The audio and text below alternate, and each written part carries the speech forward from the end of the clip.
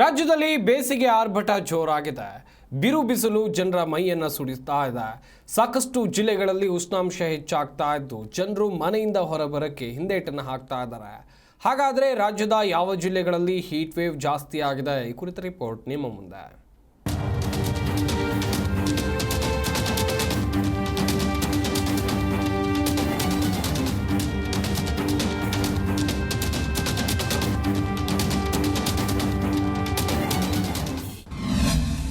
Silicon city ಜನರನ್ನ ಕಾಡಲಿದೆ ರಣಭೀಕರ ಬಿಸಿಲು. ಉತ್ತರ ಕರ್ನಾಟಕ, ಕರಾವಳಿ ಸೇರಿ ಸುಡು ಬಿಸಿಲ ಜೊತೆ ಉಷ್ಣ. ಬೇಸಿಗೆ ಕಾಲ ಆರಂಭ ಆಯಿತು ಅಂತ ಅಂದ್ರೆ ಸಾಕು, ಯಾಕಪ್ಪ ಈ ಬೇಸಿಗೆ ಬಂತು ಅಂತ ಸಾಕಷ್ಟು ಜನ ಸೂರ್ಯ ದೇವನಿಗೆ ಶಾಪ ಹಾಕೋದು ನಾರ್ಮಲ್. ಇದರ ಜೊತೆಗೆ ಬೇಸಿಗೆಯನ್ನ ಹೇಗಾದರೂ ಸಹಿಸ್ಕೋಬಹುದು, ಆದರೆ ಉಷ್ಣದ ಅಲೆ ಕರ್ನಾಟಕದ ಜನತೆಯನ್ನ ಬೆಚ್ಚಿ ಬಿಡಿಸಿದೆ.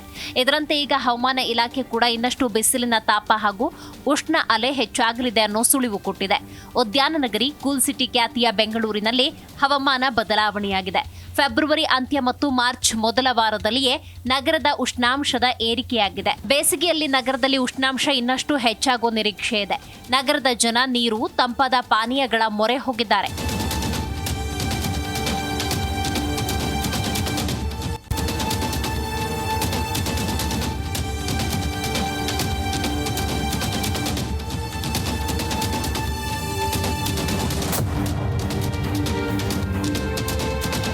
ಹೌದು, ರಾಜ್ಯ ಹವಾಮಾನ ಇಲಾಖೆಯು 2 ದಿನಗಳವರೆಗೆ ಕರಾವಳಿಗೆ ಹೀಟ್ ವೇವ್ ವಾರ್ನಿಂಗ್ ನೀಡಿದೆ. ಕಳೆದ 1 ವಾರದಿಂದ ರಾಜ್ಯದ ಕರಾವಳಿಯಲ್ಲಿ ದಾಖಲೆ ಪ್ರಮಾಣದಲ್ಲಿ ಗರಿಷ್ಠ ತಾಪಮಾನ ಇದೆ. ದಕ್ಷಿಣ ಕನ್ನಡ, ಉತ್ತರ ಕನ್ನಡ, ಉಡುಪಿ ಜಿಲ್ಲೆಗಳಲ್ಲಿ ವಾಡಿಕೆಗಿಂತ 4-5 ಡಿಗ್ರಿ ಗರಿಷ್ಠ ತಾಪಮಾನ ಏರಿಕೆಯಾಗಿದೆ. ಹೊನ್ನಾವರ, ಕಾರವಾರ, ಪಣಂಬೂರಿನಲ್ಲಿ ಸಾಮಾನ್ಯಕ್ಕಿಂತ ಗರಿಷ್ಠ ತಾಪಮಾನ ಹೆಚ್ಚಳವಾಗಿದೆ. ಇನ್ನು ಕರಾವಳಿಗೆ ಮತ್ತು ಉತ್ತರ ಕರ್ನಾಟಕ ಜಿಲ್ಲೆಗಳಲ್ಲಂತೂ ಬಿಸಿಲಿನ ಬೇಗೆಗೆ ಜನ ತತ್ತರಿಸಿ ಹೋಗಿದ್ದಾರೆ. ಬಿಸಿಲಿನ ತಾಪಮಾನ ಹೆಚ್ಚಾಗಿ ಕಾಡ್ತಾ ಇದ್ರೆ ಮತ್ತೊಂದು ಕಡೆ ಉಷ್ಣ ಅಲೆಗೆ ಬೇಸಿಗೆ ಕಳೆಯೋದು ಹೇಗಪ್ಪ ಅನ್ನೋ ಚಿಂತೆ ಕಾಡ್ತಾ ಇದೆ.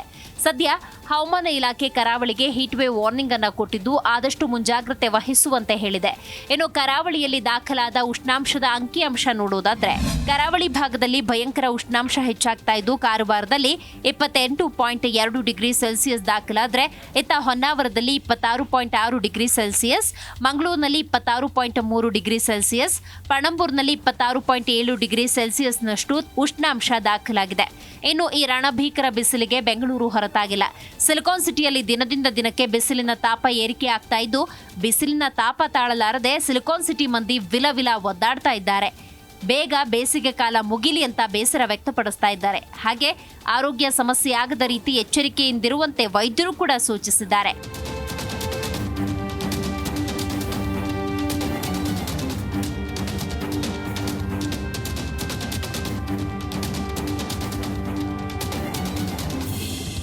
ಒಟ್ಟಾರೆಯಾಗಿ ಕರ್ನಾಟಕದಾದ್ಯಂತ ಒಣಹವೆ ಮುಂದುವರಿಯಲಿದ್ದು ರಣ ಬಿಸಿಲಿನಿಂದ ತಪ್ಪಿಸಿಕೊಳ್ಳುವುದಕ್ಕೆ ಜನ ಪರದಾಡುವಂತಾಗಿದೆ. ಹಾಗಾಗಿ ಉಷ್ಣ ಅಲೆಯ ಜೊತೆಗೆ ಬಿಸಿಲಿನ ತಾಪಮಾನ ಏರಿಕೆಯ ಹಿನ್ನೆಲೆಯಲ್ಲಿ ತಮ್ಮ ಆರೋಗ್ಯದ ಮೇಲೆ ನಿಗಾ ವಹಿಸಲಿ ಅನ್ನೋದೇ ಜಿ ಕನ್ನಡ ನ್ಯೂಸ್ ಆಶಯ. ಭವ್ಯ ಸುನಿಲ್, ಜಿ ಕನ್ನಡ ನ್ಯೂಸ್.